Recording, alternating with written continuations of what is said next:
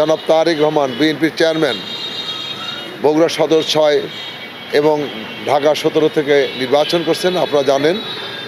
তো ইনশাল্লাহ আগামী 12ই ফেব্রুয়ারি যে নির্বাচন, এই নির্বাচনে প্রচারণার লক্ষ্যে বগুড়া ফুটবল একাডেমি জনাব শহীদ সাহেব এই গাড়ি নির্বাচনী প্রচার কার্যে উপহার দিয়েছেন। তো আমরা বগুড়াবাসীর পক্ষ থেকে ফুটবল একাডেমি জনাব শহীদ সাহেবকে ধন্যবাদ জানাই যে আজকে আমাদের মহান নেতা জনাব তারেক রহমানের নির্বাচনের প্রচারণার্থে সুবিধার্থে আজকে বগুড়া 6 এই গাড়িটি উপহার দিয়েছেন।